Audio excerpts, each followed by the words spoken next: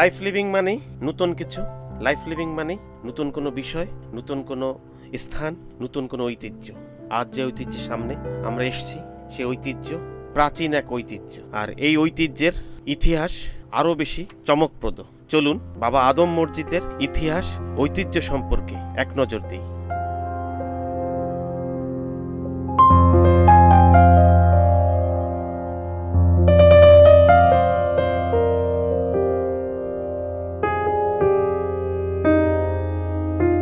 বাবা আদম জামে মসজিদটি 6 গম্বুজ বিশিষ্ট, উত্তর দক্ষিণে বিস্তারিত, ভিত্তি এলাকা দৈর্ঘ্যে 43 ফুট, প্রস্থে 36 ফুট। এর দেয়াল ইট নির্মিত, যা প্রায় 4 ফুট প্রশস্ত।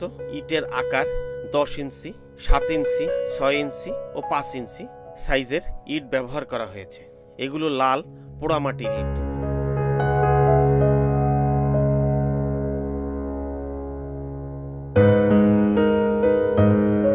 সম্মুখভাবে 3টি খিলানাকৃতি প্রবেশপথ রয়েছে, যার মাঝখানটি বর্তমানে ব্যবহার করা হয়।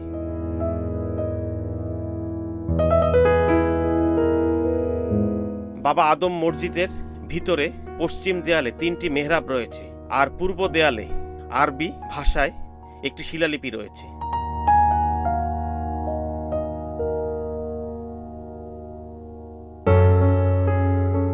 হ্যালো ভিউয়ার্স, লাইফ লিভিংয়ে আপনাদের স্বাগত।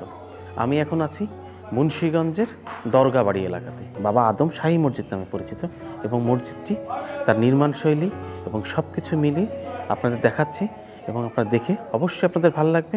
চলুন আমরা এই প্রাচীন মসজিদটি সাথে আমরা পরিচিত হই এবং তার টোটাল কাজ, তাদের স্থাপত্য শিল্প, এবং এখনও এখানে প্রতিনিয়ত মুসল্লিরা নামাজ আদায় করে থাকেন, সেগুলো আপনারা দেখেছেন এবং আপনাদের নিশ্চয়ই ভালো লাগবে।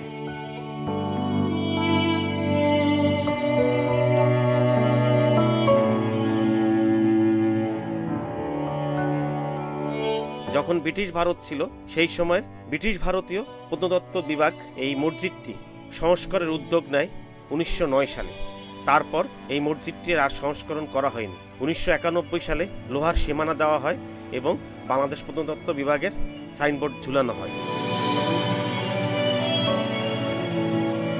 ভিউয়ার্স, এবার আসি বাবা আদম সম্পর্কে, তার জন্ম ইতিহাস, তার জন্মের শহরের ইতিহাস এবং বাংলাদেশে আসার ইতিহাস।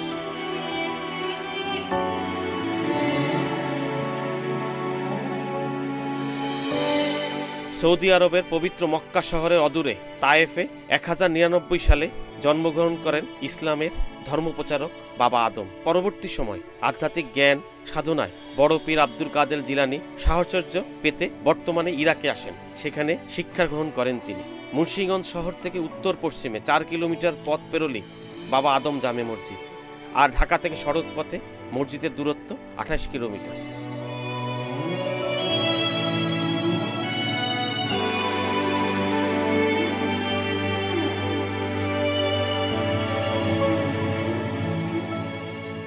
উনি ছিলেন আধ্যাত্মিক এক সাধক পুরুষ। উপমহাদেশের সেন শাসনামলে 1187 সালে ধলেশ্বরীর তীরে মুন্সিগঞ্জের মীর কাদিমে আসেন তিনি। তখন বিক্রমপুর তথা মুন্সিগঞ্জ ছিল বল্লাল সেনের রাজত্ব। ওই বছরই বল্লাল সেনের হাতে প্রাণ যায় এই মহাপুরুষের।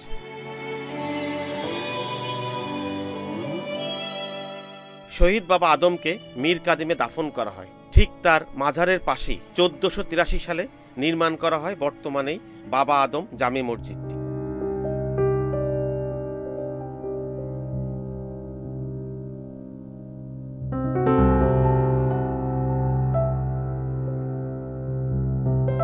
বাবা আদম জামে মসজিদটি তার মৃত্যুর 319 বছর পরে তৈরি করা হয়। সেই থেকে আজ 530 বছর ধরে ঐতিহ্যের সাক্ষী হয়ে টিকে আছে এই মসজিদটি। কিন্তু মুসলিম ঐতিহ্যের চোখ জুড়ানো এই শৈল্পিক স্থাপনার গায়ে এখন শুধু অযত্ন আর অবহেলার ছাপ।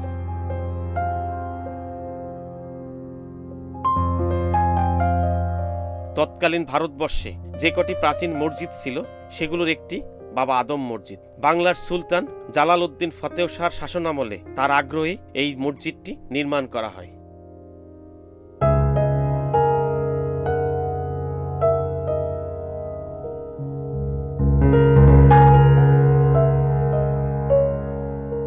লাইফ লিভিংয়ের এই পর্বে এতক্ষণ আপনাদের দেখালাম বাবা আদমের একটি মসজিদ। এটি মুন্সিগঞ্জ জেলার একটি প্রাচীন মসজিদ। যেহেতু মুন্সিগঞ্জ বা বিক্রমপুর প্রাচীন একটি জেলা, এই জেলায় আপনি শুধু প্রাচীন বিল্ডিং, প্রাচীন স্থাপত্য অনেক পাবেন। সেই জায়গাটি একটি মসজিদ আপনাদের দেখালাম। নিশ্চয়ই আপনাদের ভালো লেগেছে। আমাদের সাথে থাকুন, লাইফ লিভিংয়ের সাথে থাকুন। এবং আরেকটি কথা বলে রাখি, আপনার আশপাশ পরিষ্কার রাখবেন এবং নিজে সুস্থ থাকবেন, অপরকে সুস্থ থাকতে সহায়তা করবেন।